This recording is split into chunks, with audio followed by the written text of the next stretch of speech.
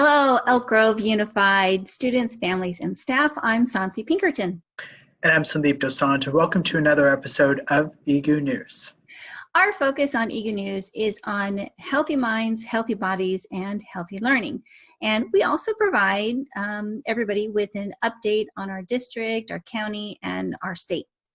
So today's episode, aside from having a district and county update, will feature an interview or two interviews with two of our district registered nurses. They'll be talking about asthma. And we also have an in-depth interview with our local Congressman Dr. Ami Bera. So let's get started. Thank you, Santhi. For a brief district update, only one more week remains for the 2019-2020 school year, and on Monday, district schools and offices will be closed in observance of Memorial Day, whereby we honor military personnel who died while serving in the United States Armed Forces. That's right. In preparation for the end of the year, please make sure you have checked with your school about textbook returns, and only those who are graduating or disenrolling from the district need to return their checked out Chromebook. Students who will be using them for the next school year may continue to use them, especially during the summertime if they want to work on online enrichment opportunities. And don't forget, there's going to be Wi-Fi still that's active at every school site. And with regard to phase one of distance learning, the shown distance learning statistics or data illustrate that parents and students' responses to EGUSD's distance learning survey that was administered in early May and focused on access and communication. So you can download that graphic from our link in the EGUSD community update that was sent out today. That's right. And Sandeep, there's some really cool numbers on there. I was really impressed. So I encourage people to take a look at it. And then as a reminder, EGUSD virtual graduations will be held between June 2nd and June 5th. And the link on how to, hopefully it's here, access presentations will be provided on each high school's website and on the district's website. At least a day prior to the event. So make sure you take a look there. There's also a press release that we have online that shows the schedule for each high school's virtual graduation time and date. And it's also on every single high school's Facebook account. So you could go ahead and click on the Facebook event and then read the details on that, which lists out what time and which date the virtual graduation will be available. That's right. I forgot about you. Put them on Facebook too. Awesome. Yeah. So now that we have entered phase two of the COVID-19 response and are preparing for the beginning of the 2020-2021 school year, please plan to join us at the June 9th Elk Grove Unified Board meeting on Zoom. And we plan to have the phase two team that will discuss how the district will push the start button on the 2020-2021 school year and what student learning and school operations may entail. And Sandeep, I mean, we had, I think, at the peak, a little over 200 attendees at our last school board meeting that was on Zoom as well. So it's been an effective tool to be able to reach out as well. So while continuing to adhere to the county health orders, which we will talk about shortly. Exactly. So the Sacramento County public health order to shelter in place has been updated, Sandeep, and is available for review. And then based on the new order, the district will announce any changes that it's going to make once they're finalized. And until further notice, we're just going to stay status quo with where we were. And so all of that will stay in place what we already had in the last couple of weeks.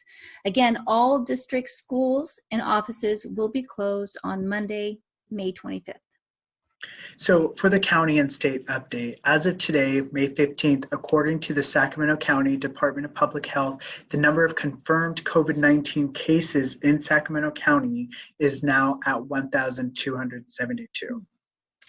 And by group or by age group, confirmed COVID-19 cases are as follows. In ages 0 through 17, there are 35. In ages 18 through 49, there are 573. In ages 50 through 64, there are 291. In ages 65 and over, there are 373. Unfortunately, 56 individuals have now died from complications of COVID-19, and they were either 65 and older or had underlying health conditions. Across California, there are now 88,444 total cases of COVID-19 with 3,630 deaths. Well, Sacramento County met the criteria and received approval to move further into stage 2 of California State Governor Gavin Newsom's roadmap to reopening. This allows for additional activities in Sacramento County. It is critical that all community members take upon themselves the responsibility to adhere to the important public health recommendations to reduce the transmission of COVID-19. This includes maintaining requirements of 6 feet or more, practicing good hand hygiene, 20 seconds washing your hands, staying home if feeling ill, and wearing a face covering when social distancing is not possible. And I actually have one right here. Oh, I like that. Face covering right here. Nice color. So for a detailed list of allowable activities, visit covid19.ca.gov/industry-guidance or -guidance. And don't forget that anyone 18 years or older living in Sacramento County may get tested for COVID-19 by completing the screening survey online at projectbaseline.com. Once the screener is completed, participants will be eligible for an appointment at the mobile testing site at Cal Expo. It is no longer symptom-driven. This testing is free for anyone that registers beforehand. Awesome. And as a reminder, this testing site is not intended for people experiencing severe symptoms such as severe cough, severe shortness of breath, severe fever, or other concerning symptoms who may need more immediate medical attention and care. So as you know, there are no doctors at the drive-through testing site. That's right. And walk-ins will not be accepted. So make sure you have an appointment beforehand. And participants must come to their appointment in a car that has windows that do roll up in order to protect both the patient and the on-site workers. That's right. So for today's feature and in-depth interview, Sandeep, I had the opportunity to speak to Congress member Dr. Ami Bera. It was a great interview, and I asked him about everything related to distance learning, COVID-19. Again, staying with the theme of healthy bodies, healthy minds, healthy learning. He had a lot of great things to talk about, and we also talked about the budget, and we also talked about the HEROES Act. So I think we should listen in to that interview.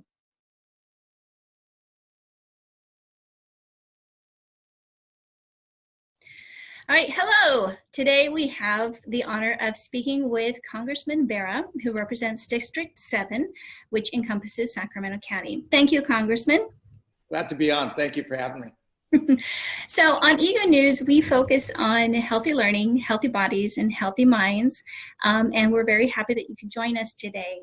We know you've been really busy going back and forth to Washington, D.C., and with everything having to do with COVID-19. So we thank you for taking some time out of your schedule to at least talk to us. So we're not going to wait. We're going to dive right into it. We have a few questions, some just dealing with healthy learning, healthy bodies, and healthy minds.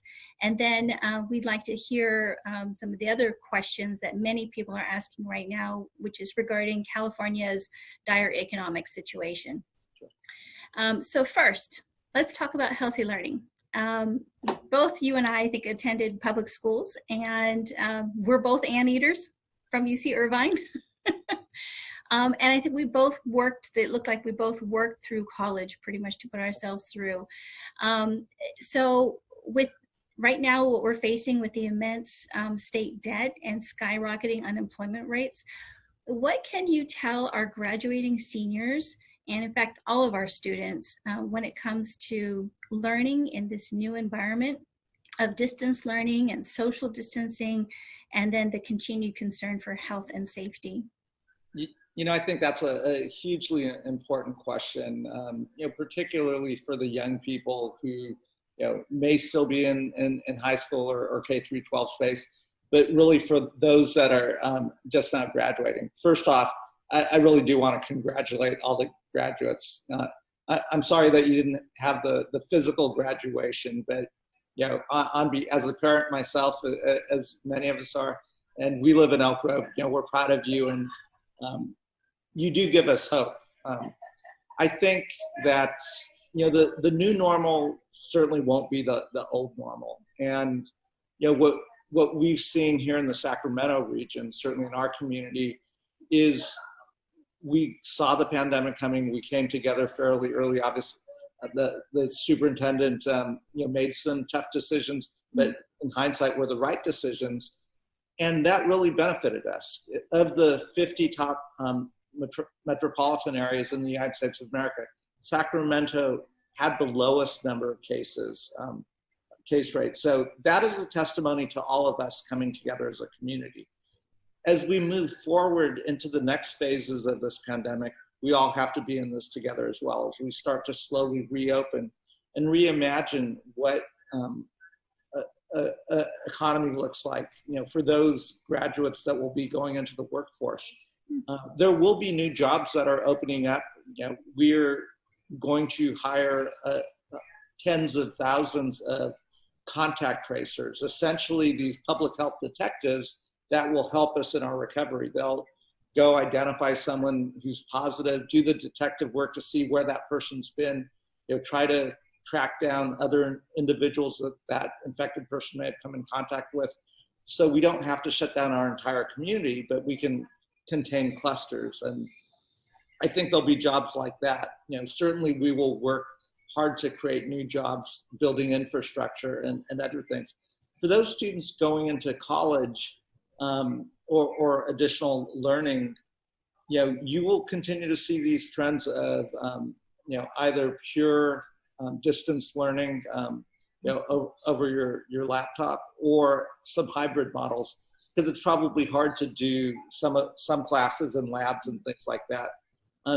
But for the foreseeable future, while we have this virus, you'll continue to see physical distancing. You'll continue to see recommendations for us to wear face coverings to limit the spread of the virus. And we know that is really effective. But at its core, for our well-being as a community, country, and world, we will be in this together. And if we continue to stick together, we will get through this. Awesome. Great insight for all of our students. So appreciate that. Okay, let's talk about healthy bodies. I read that you worked as Chief Medical Officer for Sacramento County. What could you tell our viewers who are parents, educators, and students about the importance of staying healthy during this time where there's still no vaccine for COVID-19, and we hear so many different messages on TV or on social media, et cetera? What should we be doing? Well, let's start first by taking care of our mental and spiritual health. At a time like this where, this pandemic will affect all of us, either directly through infection or indirectly and economically. It's going to create a large amount of stress. And, one of the best ways to manage that stress is exercise, certainly trying to eat healthy. But also, we talk about social distancing. I prefer the term physical distancing, because we're human beings. We need those social connections. So things that, for the mental health side of things that we've been doing regularly as a family is, connecting with my broad family through Zoom and other platforms, maybe having a game night and trivia night, just, to stay in touch with folks. I've been reconnecting with friends from high school, and calling folks that I've been to call, and so those social connections are hugely important. My wife and I go for regular walks, and that's important. And for the students who might be watching this, certainly looking for things to do. I'm hopeful that our beautiful campgrounds here in California open up, and in a safe way, folks can go out and set up their tent and get outdoors, and that's a great activity for a family.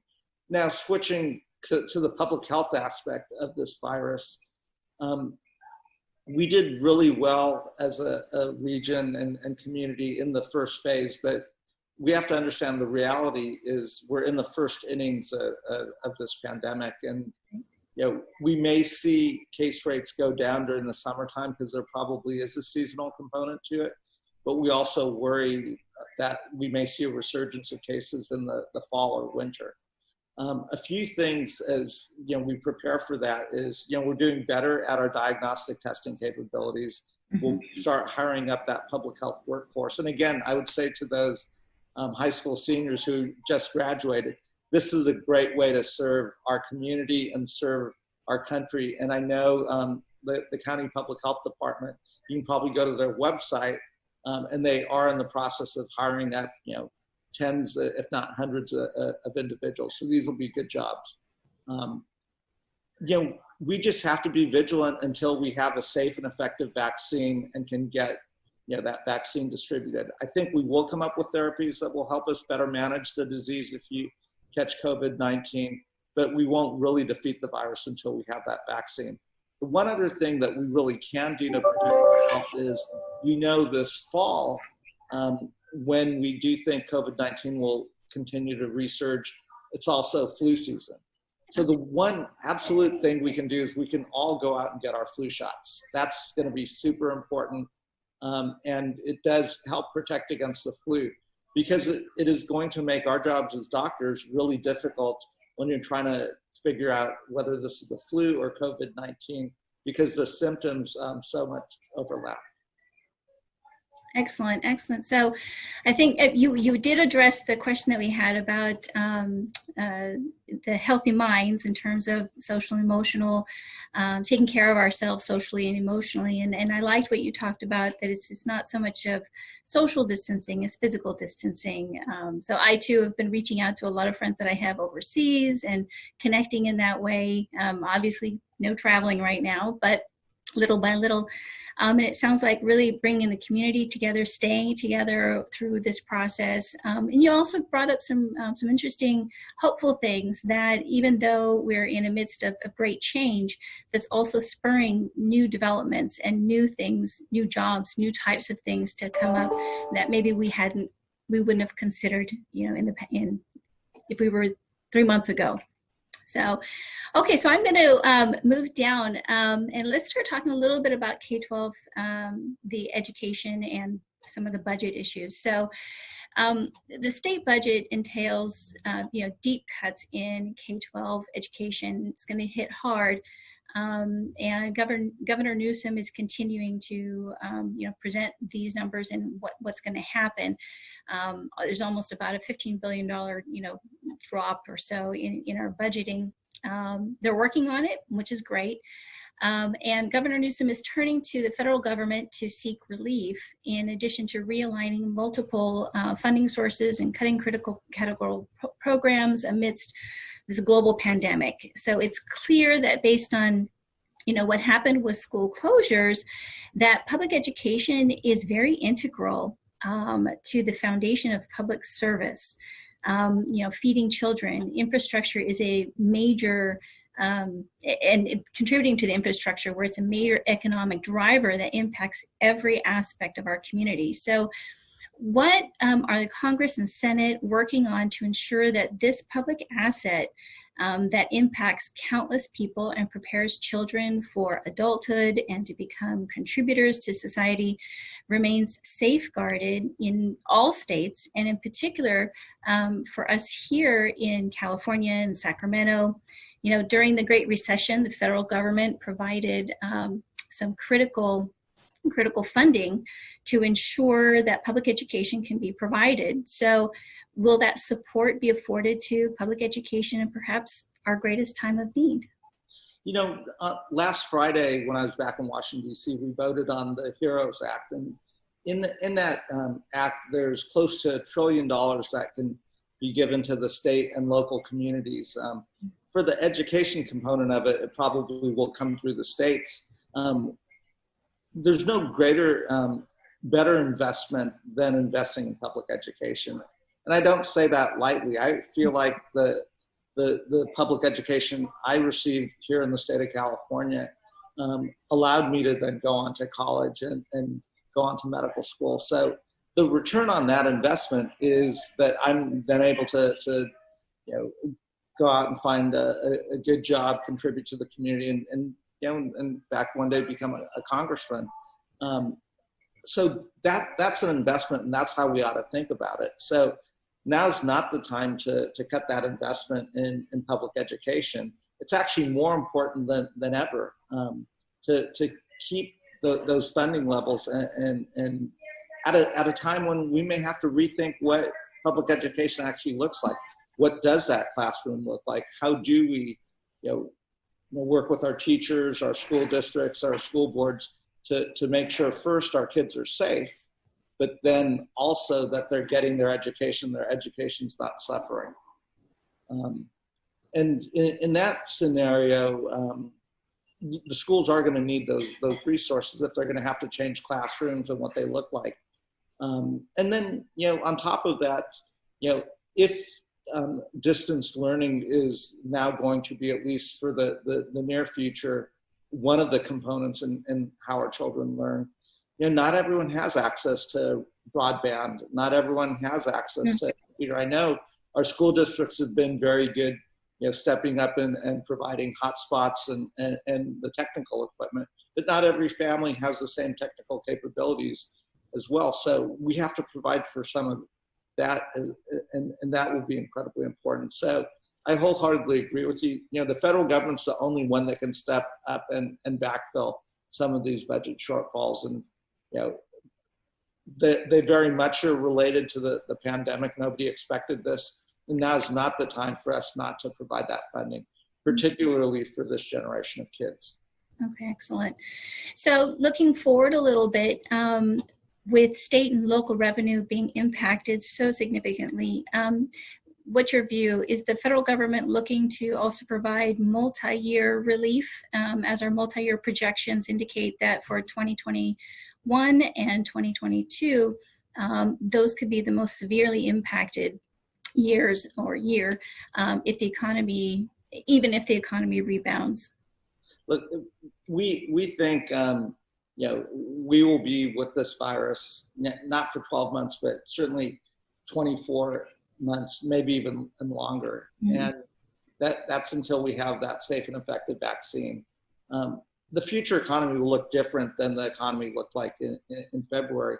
So yes, we have to have that flexibility of potentially, helping support the states and local communities through this for the next 12, 24 months, maybe even longer. And again, that goes back to my original comment. We're all in this together. This is not a pandemic that's just affecting Sacramento or California or the United States of America. It's affecting the entire planet all at the same time. And, if we don't approach this as though we're in this together, where some communities may need more help than other communities. Some of us, I feel fortunate that both my wife and I still have our jobs and we're getting our paychecks.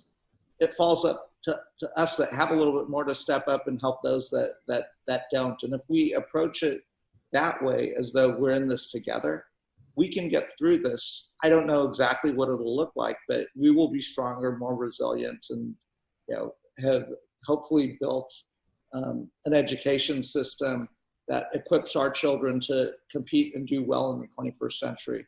And maybe that is the silver lining. We've always known distance learning and technology would, were coming. We didn't know how quickly that was going to happen. What this virus has done is it's accelerated trends that were going to happen, and maybe, getting that first grader, second grader comfortable with learning this way. A lot of us are going to continue teleworking as well for the near future. And maybe that is a silver lining, that they learn how to do this and are better at it than we are. Awesome. All right. Well, I want to thank you very much, Congressman Barra, for joining us today. You brought a lot of great insight into our situation that we're all facing. You're reminding us that we all are in this together and we need to stick together. You also brought forward some hopeful news. We'll all keep an eye on the HEROES Act and see how that progresses. And then, I think there's some exciting new trends that come out of this as well. So we'll be looking forward to what lies ahead. So I just want to thank you. Well, thank you. Be safe, be kind to one another, and be well. Thank you. Likewise. Thank you, Santi, for that informative conversation with Dr. Ami Barrett. So earlier this week, I also had an in-depth interview discussion with 2 school nurses about asthma and how symptoms of an asthma attack are similar to that of COVID-19. There also is a demonstration of how to properly use an inhaler. Let's listen in.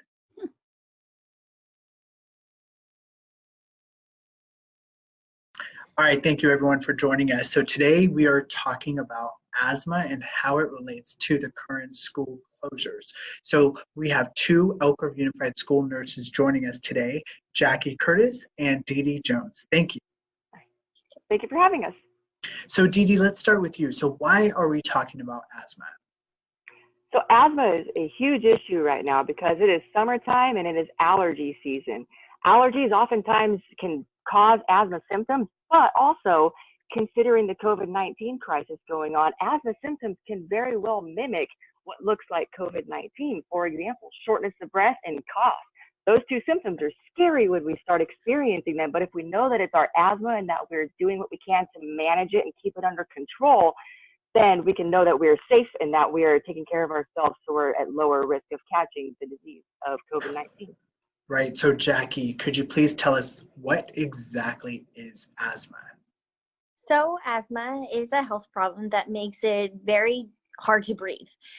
This happens because the airways in our lungs swell up. They fill up with mucus and get smaller. So some people say having asthma is like breathing through a really tiny straw. If you have asthma, you're not alone. Just like Dee Dee and I, we have it, and lots of kids have it. And many students take medicine to help them breathe better. And with the right medicine and care plan, asthma won't slow you down. So Dee Dee, what happens in asthma? So with asthma, when we breathe thousands of times a day. All of us do, right? When we breathe in through our nose, out in through our mouth, whatever, part of our face we decide to breathe through, it goes through a tube called our trachea. But when our trachea disseminates into our lungs, there are these tiny branches that connect to our lungs. Those branches can become narrow and thin, filled with mucus, like Jackie said, and then that makes it very difficult to breathe. It can cause us to have wheezing, coughing up mucus, and it can cause many problems down the road, especially if we're not taking care of it right away. So basically, like Jackie said, it's like we're breathing not only from our face, but inside of our body and our lungs. Everything is just constricting, and it makes it very difficult to breathe. Wow, this is actually a very interesting topic that we're discussing because I don't really know much about asthma as I've never had an asthma attack myself. So Jackie, what exactly is an asthma flare-up? So with asthma, asthma doesn't make you breathe harder all the time, just sometimes. And this happens because the airways get more irritated than normal. When this happens, it is called an asthma flare-up or attack. You'll know you're having a flare-up if, when you have like a whistling sound when breathing or wheezing, you cough a lot to try to get it out. You have a tight or painful feeling right in the chest. And flare-ups can also make you sweat or feel like your heart is beating faster than normal, even when you're just sitting down. And an asthma flare-up can still get worse if a student doesn't use his or her asthma medicine as directed. So it's really important to follow what your doctor says and how you should take it. Okay, so what triggers or even causes an asthma attack or flare-up? So for many folks, allergies, pollen in the air, dust in the air, cold weather, sometimes even hot weather. Basically, when our bodies are out of balance, some folks that have asthma are more sensitive to when our bodies are out of balance. So if there's an allergen, such as a pollen to a specific kind of grass in the air, you breathe that in, it's going to cause inflammation, such as those narrowing of your breathing tubes and such. Or say, for example, if it's cold outside, you're breathing in that cold air, so your body is naturally more sensitive and trying to warm itself up by creating that mucus and causing that inflammation to heat itself back up because your body is out of balance. So with knowing your triggers, some folks, cold is a trigger. Other folks, it could just be dust. It could be the weather itself. It could be pollen and specific allergens, even dogs and cats. Wow. So, Jackie, how is asthma treated? So caring for asthma means two different things. Avoiding the things that cause those flare-ups, which Dee Dee just talked about, and taking medicines if your doctor prescribes them. So avoiding those triggers. And once you know what those triggers are, you and your parents can take steps to avoid them. So here are some ideas. You can change, and they're very easy. Change your sheets and vacuum often to rid home of dust. Keep your pet out of your bedroom. If you are allergic to pet dander, stay inside on days when pollen counts are high. Could be just simple as checking the weather report. And if exercise makes your asthma worse, the doctor may prescribe a medicine, so you can take that before exercising, and that helps prevent the airways from tightening up. Got it. So, Deidre, how do we, all learn how inhalers are used with or without a spacer? Well, when your doctor prescribes an inhaler for you, they really should go through it in detail on how to use it. Sometimes, though, that first appointment, you get the prescription and then you get it, and it's easy to forget. There are a lot of great videos on YouTube if you need a reminder, but otherwise, I'm happy to give a quick demonstration on how to use an inhaler with and without a spacer. So, first things first. This here is called albuterol. This is a rescue inhaler. This is what we use if we feel an asthma symptom coming on. Now, the inhalers, they come in this tube. Sometimes they're blue, gray, or red, such as mine. I like to label mine because I have another inhaler that is also red, so I like to make sure I'm using the correct inhaler. They come in a little vial such as this, and you put it inside. When you first receive your brand new inhaler, it's important to do what's called priming it, and that's where you squirt it.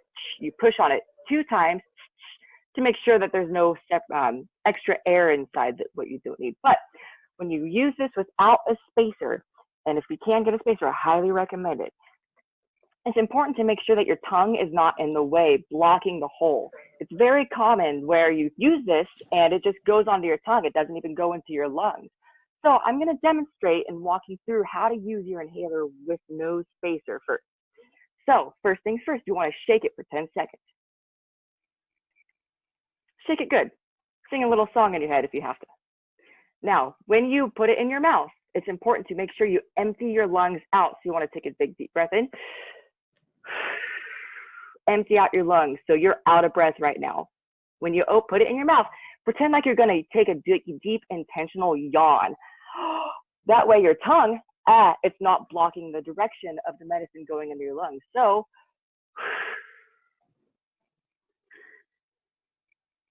you want to breathe it in nice and slow. When you puff it, you should breathe in over the course of 2 to 3 seconds. So when I breathe it in, I'm counting to 3. And then you want to hold it in for 10 seconds, like I'm doing right now. 8, 9, 10. Now you might feel a little tingly in your fingers. You might feel your heart race a little bit. That means you got it, and that's good. Now, if you feel that you still can't breathe well, give it a few minutes and then do it one more time. And if after 2 times it doesn't work in 15 minutes, you should probably go to the doctor.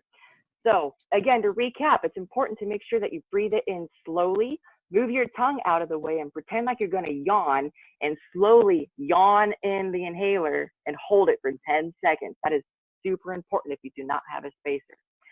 Now, if you do have a spacer, which I highly recommend because this will help you make sure that you're doing it correctly.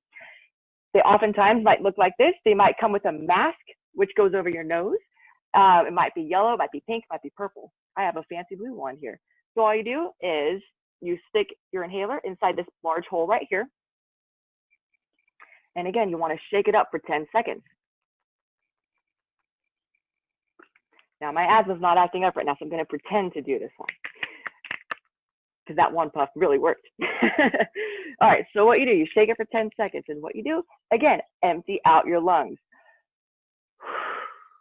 Place your mouth on the mouthpiece, and all you do is breathe in regular. You want to breathe in for 6 or 7 times, but nice and slowly again.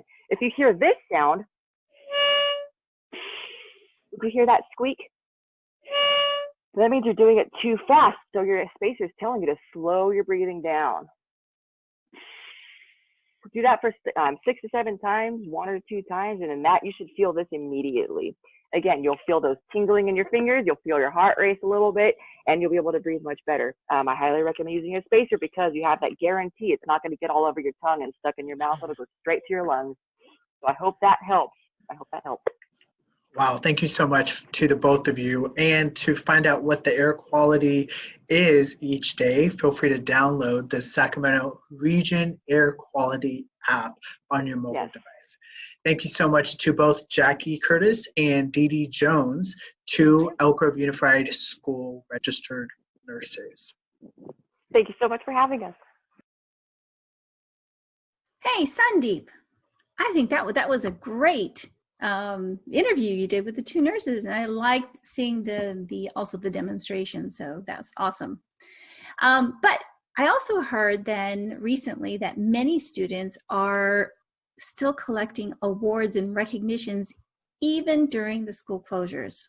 Yeah, that's right. We have students from Sheldon High School's Biotech Academy that won a competitive contest to participate in a summer internship program with the UC Davis Institute of Regenerative Cures at the medical center. So that's a mouthful, but it's actually really cool. I was able to visit the center last school year and visited and was able to witness the students doing hands-on work with grad students in the UCD Med Center. So it was phenomenal, and we look forward to sharing the inside scoop of it throughout the summer.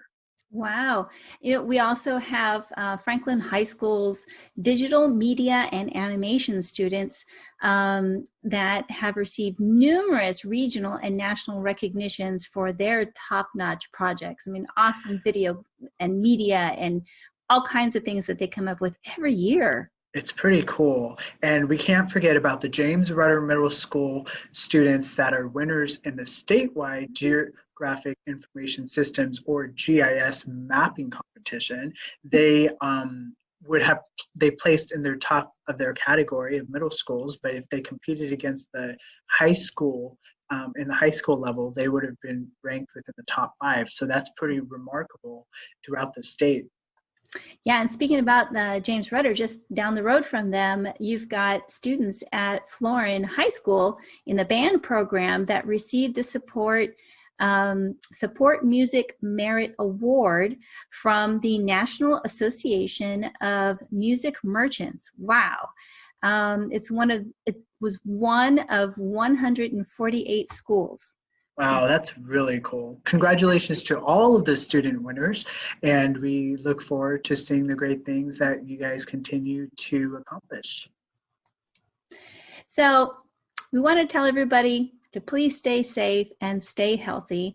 And that's it for today's edition of EGU News. Make sure you subscribe. Click on the little bell button too for notifications. Subscribe at youtube.com/Elk Grove Unified. I'm Santhi Pinkerton. And I'm Sandeep Dosanjh. We'll see you next time.